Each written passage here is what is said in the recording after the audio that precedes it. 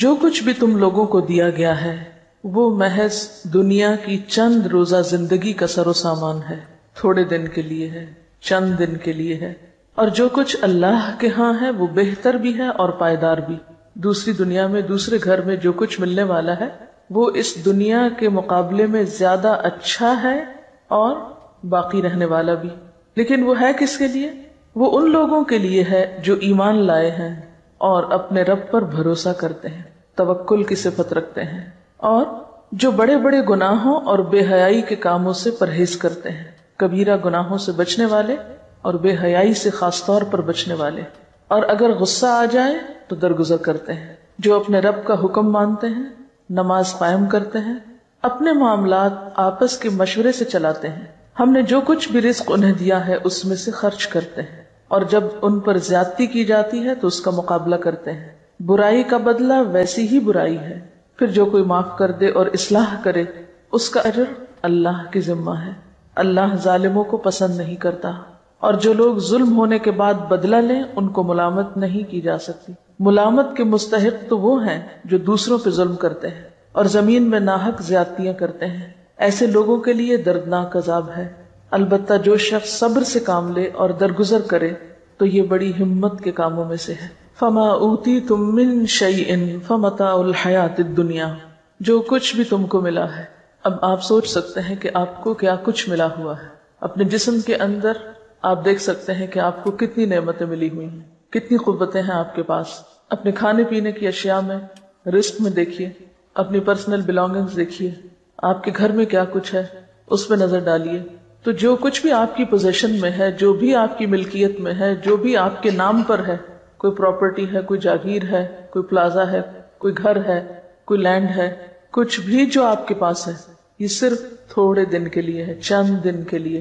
اس لیے ان چیزوں کو پا کر پھولنے کی اور تکبر کرنے کی تو کوئی گنجائش ہے ہی نہیں، اور اگر کسی کے پاس نہیں ہے تو اس کو رونے کی ضرورت نہیں، اس لیے کہ چند دن کے بعد یہ دونوں برابر ہو جائیں گے، جن کے پاس ہے ان سے لے لیا جائے گا اور جن کے پاس نہیں ہے ان کے پاس تو ویسے ہی نہیں ہے، لہذا پانے والے اور نہ پانے والے سب ایک جیسے ہو جائیں گے۔ لیکن ضروری نہیں کہ پانے سے مراد یہاں مال و دولت ہے، زندگی جیسی نعمت ہر ایک کے پاس ہے، زندگی بھی واپس لے لی جائے گی۔ وما اوتیتم من شیء، کوئی بھی چیز، محض مال و دولت نہیں، کوئی بھی چیز جو آج ملی ہے، یہ وقت، یہ مہلت، یہ زندگی، یہ صحت، یہ جوانی، یہ فراغت، جو کچھ بھی ہے ہمارے پاس، اور پھر مال و متاع میں سے جو کچھ ہے، یہ سب کیا ہے؟ فمتاع الحیات الدنیا، یہ صرف دنیا کی زندگی میں استعمال کے قابل چیزیں ہیں۔ کوئی شخص جس کے پاس قارون کا خزانہ ہی کیوں نہ ہو، اس میں سے استعمال بس اتنا ہی کر سکتا ہے جو اس کی ضرورت ہے۔ جیسے حدیث میں آتا نا، انسان کہتا ہے میرا مال میرا مال، حالانکہ اس کا مال اصل میں کیا ہے؟ جو اس نے کھا لیا، ختم کر دیا، پہن لیا، پرانا کر دیا، یعنی استعمال کر دیا تو ختم ہو گیا، یا پھر آگے بھیج دیا آخرت کے لیے، باقی سب کچھ تو دوسروں کے لیے ہے۔ صدقہ خیرات کر ہی بس وہ شخص سکتا ہے جو رب پہ بھروسہ کرتا، جو رب کی بجائے مال پر بھروسہ کرتا ہو، وہ کبھی توکل نہیں کر سکتا اللہ پہ، وہ کبھی اللہ کی راہ میں دے ہی نہیں سکتا، دے گا بھی تو کیسے دے گا؟ کیونکہ اس کو ڈر ہوگا کہ یہ چلا گیا تو میں کہاں سے کھاؤں گا، یہ دے دیا تو میں کہاں سے پہنوں گا، یہ کسی کا ہو گیا تو میرا کیا بنے گا۔ آپ اپنی زندگی پر بھی نظر دوڑائیں، جب بھی کوئی چیز صدقہ کرنے کو دل چاہے تو سب سے پہلا خیال کیا ہوتا ہے؟ تو میرا کیا ہوگا، میں کیا کروں گا، یہ چیز اگر میں فلاں کو دوں تو میرا کیا ہوگا، اور پھر آپ 100 ضروریات ڈھونڈ لیتے۔ کبھی آپ نے سٹور کی صفائی کی گھر میں، کسی دراز کی؟ پہلے آپ تنگ آتے ہیں چیزوں سے اور آپ سوچتے ہیں میں نے ان سب کو نکال دینا ہے، پھر آپ دراز صاف کرتے ہیں، چیزیں نکالتے ہیں، چھانتے پٹکتے، پھر آپ دوبارہ رکھنے لگتے ہیں، پھر آپ کہتے ہیں یہ اس کام آئے گی، یہ حصہ آئے گی، یہ حصہ آئے گی، اسے ایسا کوڑ کباڑ دوبارہ سارے کا سارا ایز اٹ از سیٹ ہو کے دوبارہ دراز میں آ جائے گا، سٹور میں آ جائے گا، سمٹ جاتا ہے نا۔ جب بکھرا ہوتا ہے تو انسان تنگ آتا ہے، کیا بلا ہے، اور جب سمٹ جاتا ہے تو انسان کہتا ہے اب کام آ جائے گا، اور پھر سال کے بعد صفائی کرتے ہیں تو وہ کسی کام نہیں آتا، اور ویسے کا ایسا ہی ہوتا ہے۔ یاد رکھیں، اگر کوئی چیز بن میں بھی ڈالنی پڑے نا تو اس نیت سے ڈالا کریں جو ذرا غیر ضروری ہو، کہ کئی اللہ کی مخلوق بیچاری غریب بن کھول کھول کے چیزیں ضرورت کی نکالتی، یہ ان کے کام آ جائے گی، کوئی بات نہیں۔ آپ کو پتہ ہے کئی لوگ بوتلیں اس میں سے نکالتے ہیں، کینز نکالتے ہیں، کاغذ نکالتے ہیں، کوئی بھی پرانی شرانی چیز جو انہیں مل جاتی ہے وہ نکالتے ہیں اور پھر ان کو اکٹھا کر کر کے بیچ کے رات کی روٹی کھاتے ہیں. تو اگر آپ نے کوئی بھی غیر ضروری چیز اس نیت سے ڈال دی اس میں چلو ان کے کام آ جائے گی، میں اپنا لالچ تو دور کروں، جانے دوں، چھوڑو اس کو، بہت رکھ لی اپنے پاس، تو اس چھوٹی سی نیکی کو بھی حقیر نہ سمجھے. وما عند اللہ خیر، اب اس میں سے بھی جو اللہ کے پاس بھیج دیا وہ سب سے بہتر ہے، خیر بہتر ہے، اچھا ہے. وہ جو وہاں جا کے لوگے وہ اچھا ہے. وہ ابقا، اور زیادہ باقی رہنے والا ہے، ہمیشہ کے لیے. اگر دنیا میں بھی آپ کے پاس سب سے اچھی چیزیں ہیں تو بھی ان کو بقا نہیں، کوئی ٹوٹ جاتی ہے، کوئی پرانی ہو جاتی ہے، کوئی میلی ہو جاتی ہے، کوئی گم ہو جاتی ہے. لیکن جو اللہ کے پاس ہے نہ اس کو ٹوٹنا ہے، نہ پرانا ہونا ہے، نہ گم ہونا ہے. ابقا، ایور لاسٹنگ، ہمیشہ رہنے کے لیے ہے. یعنی کسی کو آج ان نعمتوں کا مل جانا اس بات کی ضمانت نہیں کہ کل بھی ملے گا، یا جس کو آج ملا ہے وہ کل کا بھی حق رکھتا ہے. نہیں، آج پانے والے کل محروم بھی ہو سکتے ہیں. ہاں، ان نعمتوں کی حفاظت اور ان کو باقی رکھنے کا گر کیا ہے، طریقہ کیا ہے، ان کو ہمیشہ کے لیے کیسے بچایا جائے، کیسے پریزرو کیا جائے، کس طرح ان سے فائدہ اٹھایا جائے، اس کے لیے آج ان نعمتوں کے ساتھ کچھ صفات اور کچھ کوالٹیز اپنے اندر پیدا کرنے کی ضرورت ہے. ان میں سب سے پہلی چیز جو یاد رکھنے کی ہے وہ کیا کہ للذین آمنوا، یہ سب ان لوگوں کے لیے ہے جو ایمان والے ہیں. نمبر 2، وعلی ربہم یتوکلون، وہ اپنے رب پر بھروسہ رکھتے ہیں. توکل کرنا اور نہ کرنا دو مختلف طرح کی نفسیات ہیں، دو مختلف رویے ہیں. توکل کرنے والے، اپنے رب پہ بھروسہ کرنے والے اور طرح جیتے ہیں، اور مایوس شخصیتیں اور طرح جیتی ہیں. نا امیدی اور مایوسی انسان کو ایک مختلف راہ پر لے جاتی ہے. وما عند اللہ خیر وابقا للذین آمنوا وعلی ربہم یتوکلون، اللہ پہ بھروسہ کرنے والوں کو ہی زیادہ ملا کرتا ہے، وہی باقی رہنے والی نعمتیں حاصل کر سکتے ہیں. ایمان کا تو مطلب ہی ہے مان جانا، یقین کر لینا، اور یہ جنم دیتا ہے کس کو؟ اعتماد اور بھروسے کو. جو شخص اپنے رب پر ایمان رکھتا ہے وہ ایک ایسا مضبوط سہارا تھام لیتا ہے جس کو کبھی بھی ختم نہیں ہونا، کبھی بھی نہیں ٹوٹنا. اللہ تعالیٰ فرماتے ہیں فَمَن يَكْفُرْ بِالطَّاغُوتِ وَيُؤْمِن بِاللَّهِ فَقَدِ اسْتَمْسَكَ بِالْعُرْوَةِ الْوُثْقَى لَا انفصام لَهَا، جو کوئی طاغوت کا انکار کرتا ہے اور اللہ پر ایمان لے آتا ہے وہ ایک ایسا مضبوط کڑا تھام لیتا ہے، یعنی اللہ کے سوا باقی ساری قوتوں کو نگیٹ کرتا ہے اور اول و آخر اللہ ہی پر بھروسہ رکھتا ہے، اسی پر یقین کرتا ہے، اسی پر توکل کرتا ہے جیسا توکل کرنے کا حق ہے. تو پھر وہ ایک ایسا مضبوط کڑا تھامتا ہے لا انفصام لها، جو کبھی بھی نہیں ٹوٹ سکتا. ایسا انسان کبھی بھی مایوسی کے کھڈ میں نہیں گر سکتا، کبھی بھی ہلاکت میں نہیں جا سکتا. واللہ سمیع علیم، وہ ہر موقع پر اپنے رب کو پکارتا ہے جو سننے والا ہے، جاننے والا ہے. ان کا دوست اللہ ہے. اللہ ولی الذین آمنوا، ایسے لوگوں کو اپنے رب کی دوستی نصیب ہوتی ہے، اس کی معرفت نصیب ہوتی ہے. یخرجہم من الظلمات الی النور، پھر انہیں اپنے رب کی رحمت سے روشنی نصیب ہوتی ہے، نور نصیب ہوتا ہے. اور یہ نور اسی کو نصیب ہو سکتا ہے جو حقیقی معنوں میں ایمان رکھتا ہو اور اپنے رب پر بھروسہ کرتا ہو. وہ پھر مایوسیوں کے اندھیرے میں نہیں رہتا، اللہ تعالیٰ اس کو مایوسیوں کے اندھیرے میں نہیں چھوڑتا. یعنی ایمان میں آنا بذات خود ایک نور کا پانا ہے، اور پھر جب ایک روشن راستہ اس کو نظر آ جاتا ہے تو وہ اس کے اوپر چل پڑتا ہے. یخرجہم من الظلمات الی النور، اس کے برعکس والذین کفروا اولیاءہم الطاغوت یخرجونہم من النور الی الظلمات اولئک اصحاب النار ہم فیہا خالدون. تو بات یہ ہے کہ جن کے دل ایمان سے لبریز ہوتے ہیں اور پھر اس کے نتیجے میں توکل سے معمور ہوتے ہیں، پھر ان کی زندگیوں میں مایوسی اور پریشانی اور خوف اور غم اور تمام منفی کیفیات دور ہونے لگتی ہیں، وہ ان کو گھیر نہیں سکتی. یعنی غم کا زندگی میں آنا ایک فطری سی چیز ہے، خوف کا زندگی میں آنا، غم اور خوف کو محسوس کرنا ایک بالکل فطری بات ہے. لیکن غم اور خوف کے شکنجے میں جکڑا جانا اور ان کو اپنے سر پہ مسلط کر لینا، یہ بالکل ایک دوسری کیفیت کا نام ہے. جو لوگ حقیقی معنوں میں ایمان رکھتے ہیں اور اپنے رب پر توکل کرتے ہیں اور اپنے رب کو رب مانتے ہیں، وہ غمگین تو ہو سکتے ہیں لیکن غم کو اپنے اوپر مسلط نہیں ہونے دیتے. کسی بھی قسم کی منفی کیفیت کا اس طرح شکار نہیں ہوتے کہ اس سے ان کی صلاحیتوں کو زنگ لگنے لگے، یا ان کے اوقات برباد ہونے لگے، یا ان کی صلاحیتیں ختم ہونے لگے، یا پھر وہ اپنی زندگی میں کوئی تعمیری اور پروڈکٹیو کام نہ کر سکیں. یہ نہیں ہو سکتا.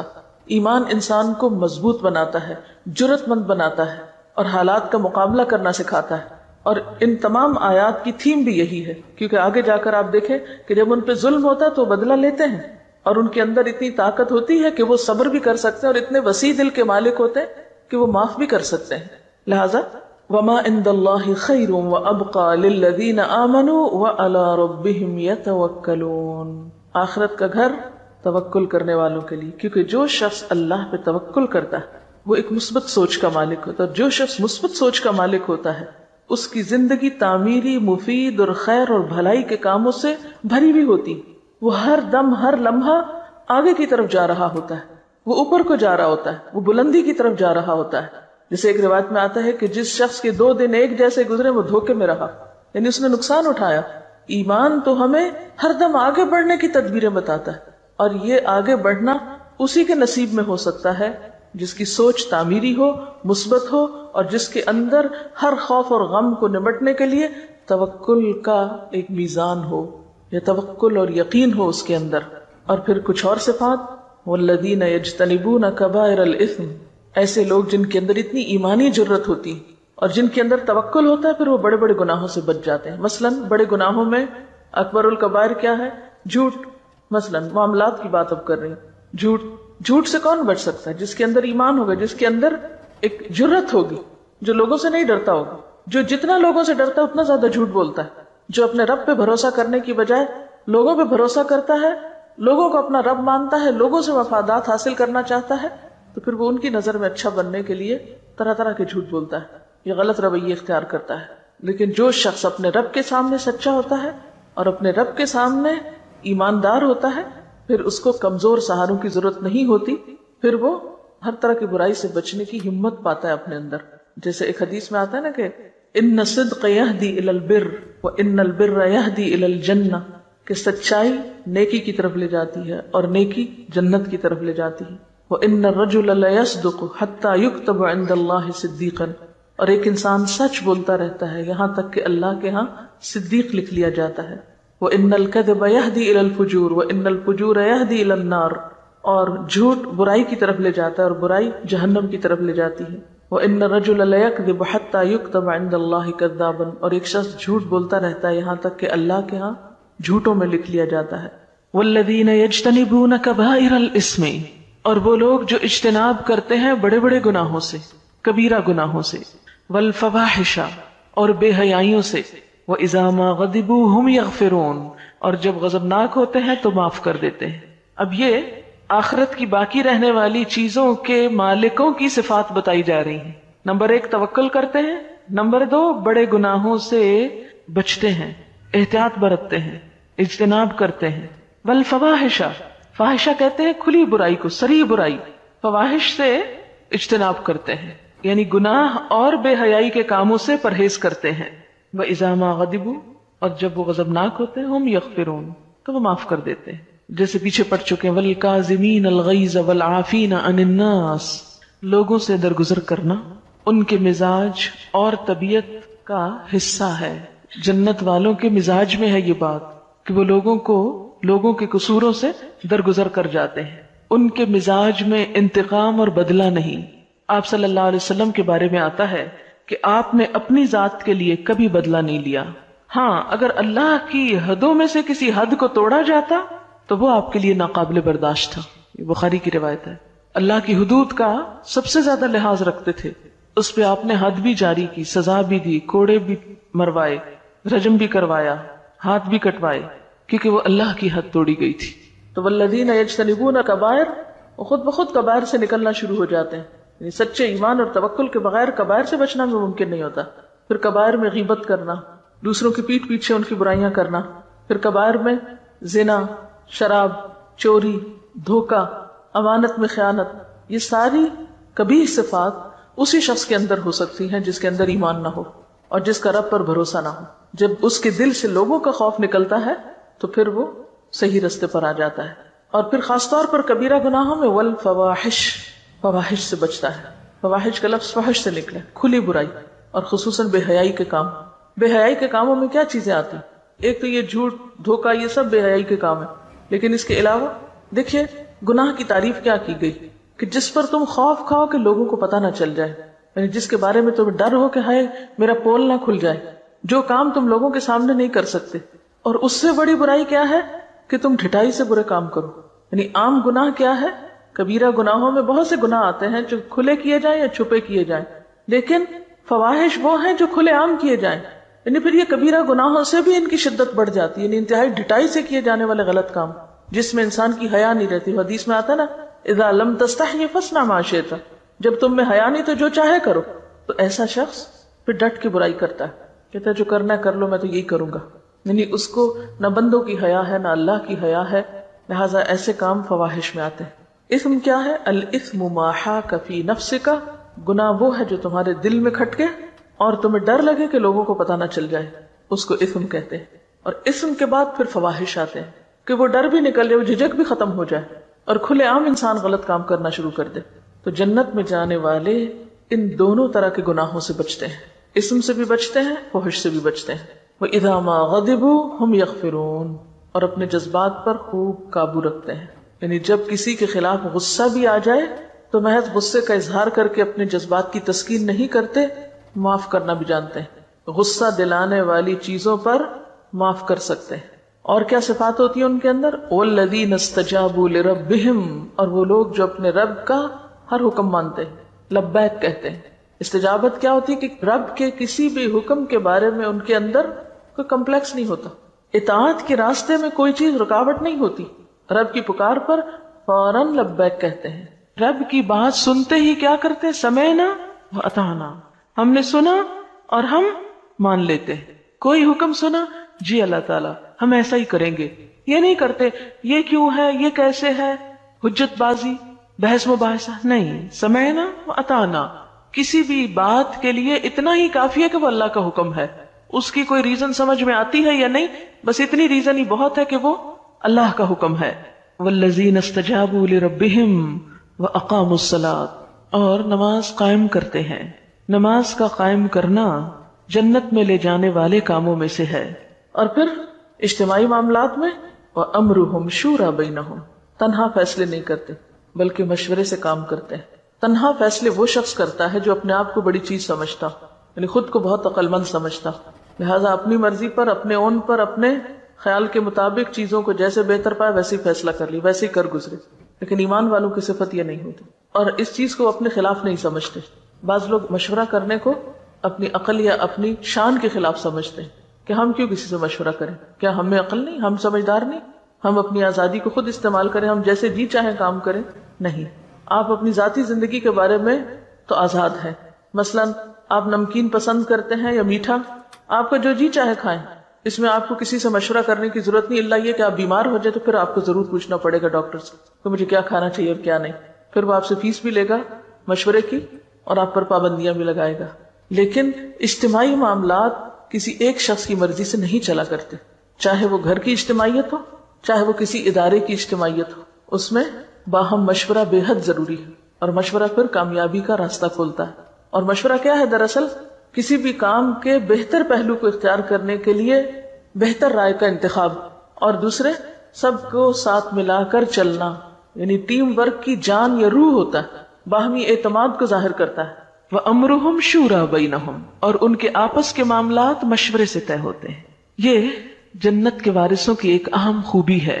شورا کا لفظ ذکرا اور بشرا کی طرح باب مفاعلہ سے اسم مصدر ہے، یعنی اہل ایمان ہر اہم کام باہمی مشاورت سے کرتے ہیں، اپنی ہی رائے کو حرف آخر نہیں سمجھتے۔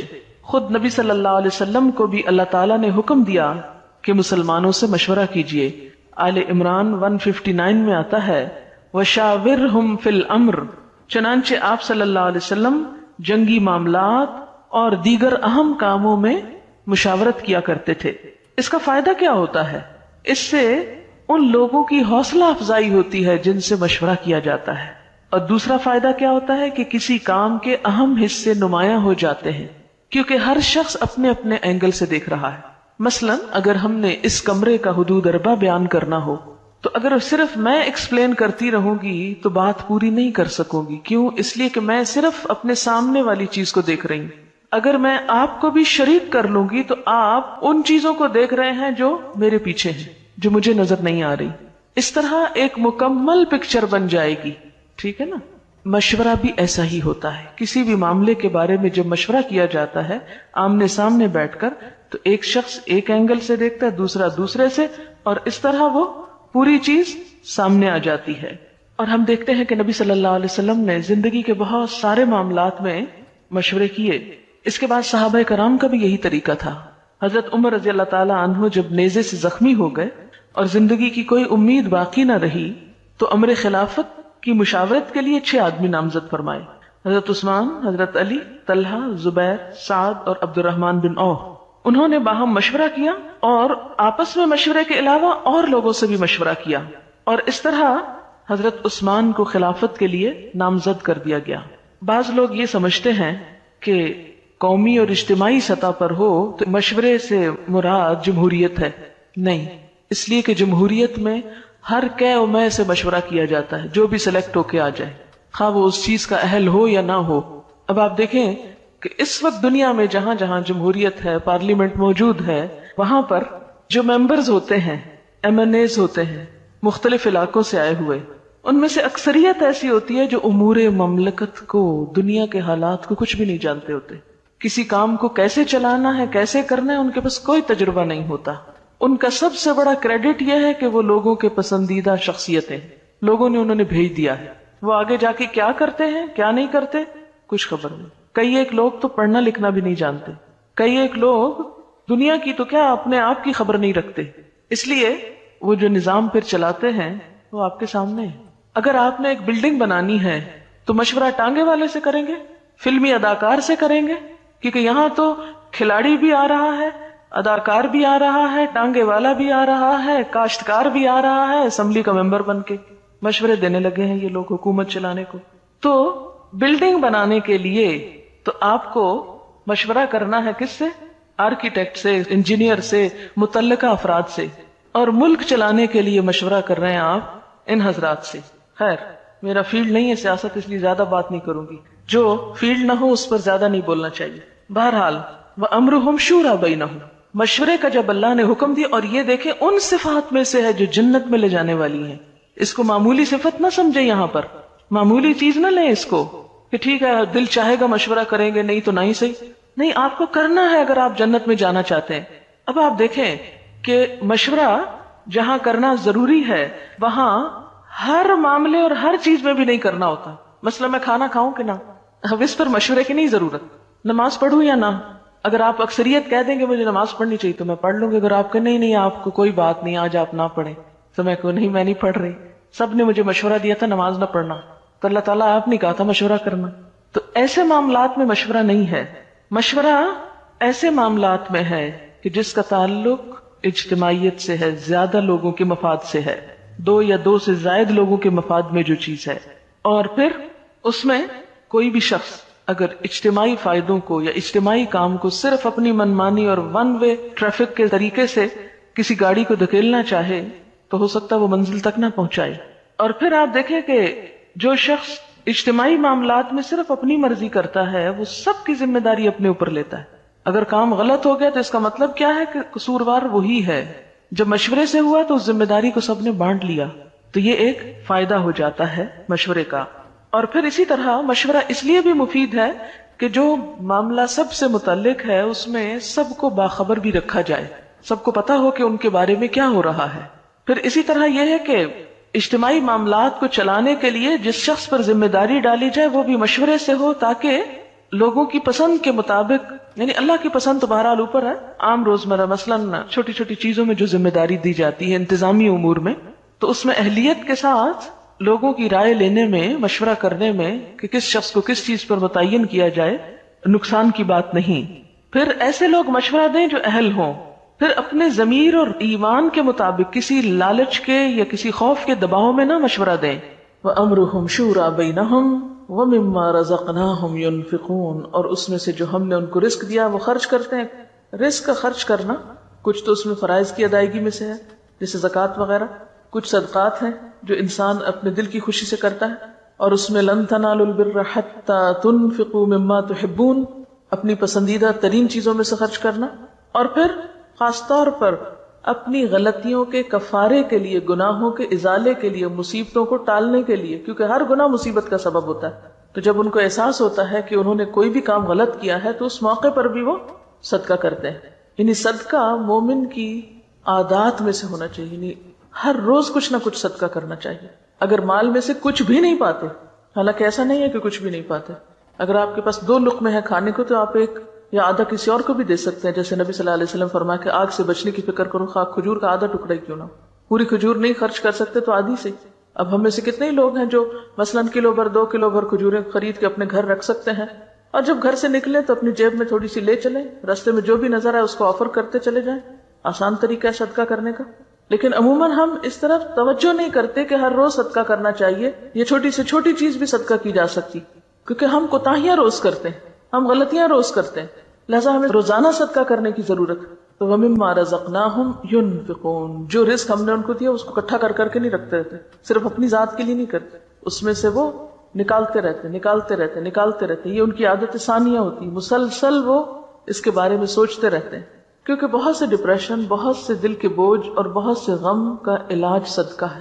نہ صرف یہ کہ پچھلے بوجھ دھونے اور ہٹانے کا ذریعہ ہے، بلکہ آئندہ کی مصیبتوں اور بلاؤں سے بچنے کا بھی ذریعہ ہے، کہ صدقہ جو ہے بلائیں اس سے آگے نہیں بڑھ سکتی، آپ صدقہ کرتے ہیں اور بلا کو وہ پیچھے دھکیل دیتا ہے۔ تو ہم میں سے ہر ایک کے پاس کچھ نہ کچھ ضرور ہوتا ہے جسے ہم دوسروں پر خرچ کر سکتے ہیں، لیکن اگر کچھ بھی نہیں، بالکل ہی مفلوق الحال ہے، تو پھر ایک مسکراہٹ یا ایک اچھی بات یا علم کا شیئر کرنا یا کسی کو رستہ دکھانا یا کسی کی بھلائی کا کوئی بھی کام، اس میں آپ شریک ہو سکتے ہیں۔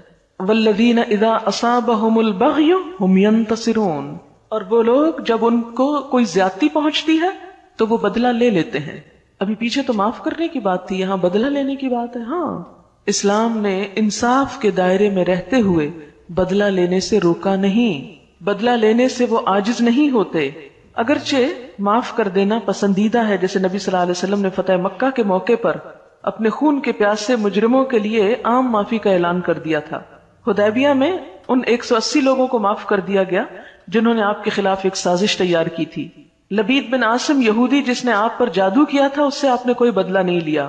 وہ یہودی عورت جس نے کھانے میں زہر ملایا تھا، اس کو بھی معاف کر دیا، حالانکہ اس کی تکلیف آپ آخر دم تک محسوس کر رہے تھے۔ ذات کے لیے نہیں لیتے تھے، اللہ کی حدود کے لیے لیتے تھے، لیکن ذات کے لیے بھی لینے کی اجازت ہے۔ اسلام ایسا دین نہیں کہ جو انسان کو مسکین بنا دے، راہب یا بھکشو بنا دے۔ شرافت کیا ہے کہ غالب ہوں تو مغلوب کا قصور معاف کر دیں، قادر ہوں تو درگزر کریں، اپنے سے چھوٹے انسان سے خطا ہو جائے تو چشم پوشی کریں، اور اگر کوئی بڑی طاقت ان کو دبانے کی کوشش کرے تو ڈٹ کے کھڑے ہو جائیں اور بدلہ لیں، اس کے ہاتھ روکیں۔ پھر یہ ہے کہ بدلہ لینے کے بھی 2 طریقے ہوتے ہیں، ایک یہ کہ غصے کو غصے کی شکل میں ظاہر کیا جائے، اور ایک احسن طریقے سے اس کا بدلہ لیا جائے۔ غصہ آنا، تلخی پیدا ہونا بالکل ایک نیچرل بات ہے، کوئی شخص اس سے بچا ہوا نہیں، ہر شخص کے اندر اللہ نے پکتا رکھا ہے، وہ زہر کی پوٹلی، وہ اپنا کام کرتی ہے، لیکن اظہار کا طریقہ دوہرا ہو سکتا ہے۔ ایک یہ کہ غصے کو غصے کی شکل میں ظاہر کیا جائے، دوسرا یہ کہ غصے کو برداشت کی شکل میں ظاہر کیا جائے۔ اب اس کا مطلب کیا ہے کہ غصے کو جب ہم آپے سے باہر ہو کے ظاہر کرتے ہیں تو اس سے کام خراب ہوتے ہیں۔ مثلا آپ شدید غصے میں بول رہے ہیں، کسی کو کیا سمجھ آئے گی؟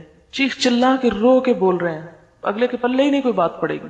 اور ایک یہ ہے کہ غصہ ہے، آپ ظاہر کر رہے ہیں لیکن ایک فرم انداز میں، جس سے دوسرے کو بات سمجھ میں بھی آ جائے، لیکن ری ایکشنری ہو کر نہیں۔ اس میں عموماً کیا ہوتا ہے؟ نقصان ہو جاتا ہے، کیونکہ جب آپ ری ایکشن ایسا کرتے ہیں تو دوسرے کو اور بھڑکا دیتے ہیں، وہ اگر طاقتور ہے تو آپ پہ اور ظلم کا اندیشہ ہے۔ اب یہ ساری صفات ہیں اہل جنت کی، کہ جو جنت میں جائیں گے ان کے اندر یہ تمام صفات ہونی چاہیے، یہ کرائیٹیریا آپ کو میٹ کرنا ہے۔ مثلا آپ کسی دوسرے ملک میں جا کر رہنا چاہتے ہیں، امیگریشن چاہتے ہیں، تو اس کے لیے آپ کو ایک سرٹن کرائیٹیریا میٹ کرنا پڑتا ہے، آپ کو کچھ ضروری چیزیں فراہم کرنی پڑتی۔ تو جنت کی امیگریشن کے لیے بھی، یہاں سے وہاں جانے کے لیے بھی آپ کے اندر ایک مخصوص کردار کا ہونا بے حد ضروری ہے۔ وہاں کے ویزا کے لیے بھی کچھ ضروری شرائط اور ریکوائرمنٹس ہیں، اگر آپ وہ پورا نہیں کرتے تو اندر جانے کے مستحق نہیں. اور ان میں سے یہ تمام چیزیں، جن میں سے ایک اہم چیز والذین اذا اصابهم البغی هم ينتصرون، کہ جب ان کے ساتھ کوئی زیادتی کرتا ہے تو بدلہ لیتے ہیں. عام حالات میں ہمیں کیا کہا گیا ہے کہ درگزر کرو، معاف کر دو. لیکن جہاں انسان یہ دیکھے کہ محض معاف کرنے سے دوسرے کی اصلاح نہیں ہو سکتی تو وہاں ایک حد کے اندر رہتے ہوئے وہ بدلہ لے سکتا ہے. لیکن کس طرح؟ وَجَزَاءُ سَيِّئَةٍ سَيِّئَةٌ مِثْلُهَا، برائی کا بدلہ اگر برائی سے دینا ہے تو اتنی ہی برائی کی اجازت ہے جتنی تم پر کی گئی، صرف اسی دائرے کے اندر. کیونکہ اگر تم نے ایک کے بدلے میں 2 گنا سزا دی کسی کو تو پھر کیا ہوگا؟ زیادتی ہو جائے گی، وہ مظلوم ہو جائے گا اور تم ظالم ٹھہرو گے.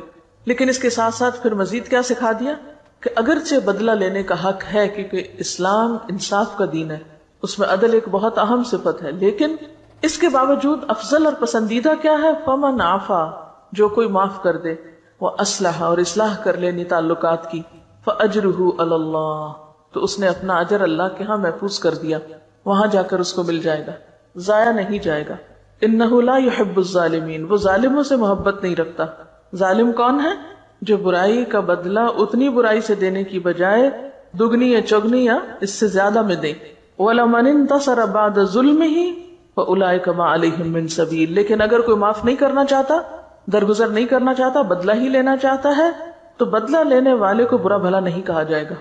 یعنی بعض اوقات ایسا ہوتا ہے نا کہ جب کسی کی زیادتی کا جواب دیا جائے یا ظالم کا ہاتھ پکڑا جائے تو عموماً لوگ مظلوم کو چھوڑ کر ظالم کے ساتھ ہو جاتے ہیں کہ نہیں، چھوڑ دینا چاہیے تھا، بدلہ نہیں لینا چاہیے تھا. بعض اوقات ایسا ہوتا ہے نا کہ اگر ایک شخص نے اس نے قتل کیا، اب اس کی سزا کیا ہے؟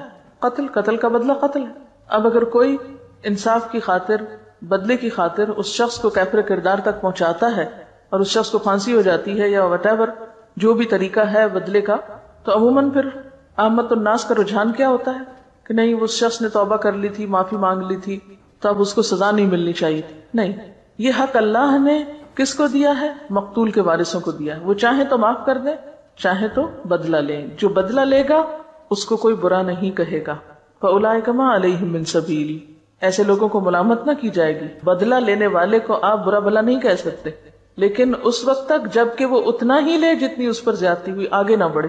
ہاں آگے بڑھے تو پھر وہ ظالم ہوگا. انما السبیل علی الذین یظلمون الناس، ملامت تو ان پر ہے جو لوگوں پہ ظلم ڈھاتے ہیں. وَيَبْغُونَ فِي الْأَرْضِ بِغَيْرِ الْحَقِّ، اور زمین میں ناحق زیادتیاں کرتے ہیں. أُولَٰئِكَ لَهُمْ عَذَابٌ أَلِيمٌ، ایسے لوگوں کے لیے دردناک عذاب ہے. یعنی دنیا میں بھی ان کو سزا دی جا سکتی ہے، اور اگر دنیا میں وہ بچ جائیں، پکڑے نہ جائیں، تو آخرت میں وہ اللہ کی سزا سے بچ نہیں سکتے. أُولَٰئِكَ لَهُمْ عَذَابٌ أَلِيمٌ، وہاں وہ دردناک سزا پائیں گے. اور خلاصہ کیا ہے اس سارے معاملے کا؟ وَلَمَن صَبَرَ، ابتدائی گفتگو میں ایمان کی بات تھی، توکل کی بات تھی، اور انتہائی گفتگو میں صبر. وَلَمَن صَبَرَ وَغَفَرَ، اور جو کوئی صبر کرے اور معاف کر دے، دوسروں سے درگزر کرے، تو إِنَّ ذَلِكَ لَمِنْ عَزْمِ الْأُمُورِ، یہ بڑی ہمت کے کاموں میں سے ہے. اور یہ ہمت کس کے اندر آتی ہے؟ جس کے اندر ایمان کی پختگی ہو، کردار کی پختگی ہو، اخلاق کی بلندی ہو، جو اپنے رب پر بھروسہ کرنا جانتے ہوں. یہاں ایک بات یاد رکھیے کہ غصے پر قابو پانے کی بات تو ہے ہی، لیکن جو چیز کہی جا رہی ہے وہ یہ کہ غصے کے باوجود معاف کر سکتے ہیں. یعنی غصہ ہے تو پھر بھی معاف کر دیتے ہیں. یہاں توکل کی صفت جو ہے ساری خوبیوں کا اور ان آگے کے سارے کاموں کے لیے ایک بنیاد نظر آتی ہے. یعنی توکل کے بغیر آپ باقی کام نہیں کر سکتے، کیونکہ انسان کو کیا چیز اللہ کی اطاعت سے روکتی ہے؟ دنیا کی محبت، دنیا کا مفاد، کسی چیز کا خوف، کسی چیز کی طلب. تو جب آپ کے اندر توکل آ جاتا ہے تو پھر آپ دنیا سے بے نیاز ہونے لگتے ہیں. جب بے نیاز ہو جاتے ہیں تو آپ کے اندر ایک بے خوفی کی کیفیت پیدا ہوتی ہے، یعنی خوف ختم ہو جاتا ہے آپ کے اندر سے. تو پھر آپ کے اندر ایک ایسی جرت پیدا ہوتی ہے کہ آپ بڑے بڑے سٹیپ اٹھا سکتے ہیں.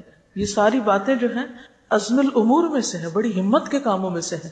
یہ ہمت کس کے اندر آتی ہے؟ جس کا اپنے رب پر بھروسہ ہو، جس نے اپنے رب کو پا لیا. اصل بات یہی ہے کہ بنیادی کردار نہیں ہے ہمارے اندر.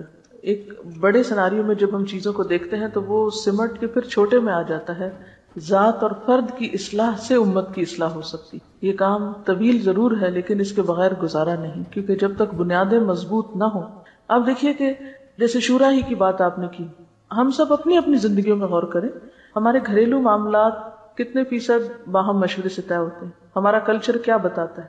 جب مثلاً عموماً گھروں میں کوئی بڑا ایشو آتا ہے، کوئی شادی بیاہ کا معاملہ ہے یا کوئی پراپرٹی کی لین دین ہے یا کچھ بیچنا ہے ایون، تو کیا بعض اوقات صرف چند افراد اپنے مفادات کو سامنے رکھ کے فیصلہ نہیں کر لیتے؟ کیا وہ ان متعلقہ افراد کو شریک مشورہ کرتے ہیں کہ جو اس معاملے سے متعلق ہوتے ہیں یا ہوا بھی نہیں لگنے دیتے؟ اسی طرح اداروں میں آپ دیکھ لیجئے، لوکل سطح کی گورنمنٹ کے اداروں میں دیکھ لیجئے، پھر ایک حکومت کے اندر دیکھ لیجئے، پھر اس سے آگے بڑھ کر جو امت مسلمہ مختلف حکومتیں ہیں ان کا آپس میں ایک دوسرے پر اعتماد اور آپس میں ایک دوسرے کے ساتھ کیا تعلق ہے. تو جب تک ہمارے اندر یہ بنیادی اخلاق نہیں پایا جاتا اس وقت تک اللہ کی مدد آ نہیں سکتی. اور اس کی ابتدا ہم میں سے ہر ایک کو اپنی ذات سے کرنا ہے اور پھر اس کا شعور عام کرنا ہے اور دوسروں کے اندر بھی بیدار کرنا ہے. آپ دیکھیے کہ ایمان کے فوراً بعد توکل کا جو ذکر ہوا ہے یہ تمام چیزوں کے اندر آپ کو نظر آئے گا. مثلاً بڑے گناہوں سے بچنے کے لیے بھی توکل چاہیے. آپ جھوٹ بول کر دھوکہ دے کر بہت کچھ نفع کما سکتے ہیں اپنی تجارت میں، لیکن آپ اپنے اصولوں پہ قائم رہتے ہیں، آپ دھوکہ اور فریب سے بچتے ہیں، تو کیا چیز آپ کو بچائے گی؟ توکل کہ نہیں جس رب نے رزق دینا وہ دے گا. جھوٹ اور فریب کے ذریعے میں اپنی آمدنی نہیں بڑھا سکتا. اسی طرح باقی گناہوں سے بچنا، فواحش سے بچنا، پھر اسی طرح یہ جتنی بھی اگلی صفات ہے، حتیٰ کہ نماز کے اندر بھی آپ دیکھیے بعض اوقات ہم نماز کیوں مختصر کر دیتے ہیں، یہ کیوں جلدی پڑھتے ہیں کہ ہمیں کوئی اور فائدہ یاد آ رہا ہوتا ہے کہ وہ فلاں کام ہمارا چھٹ جائے گا، فلاں کام رہ جائے گا تو میں جلدی سے فلاں نفع کو حاصل کر لوں.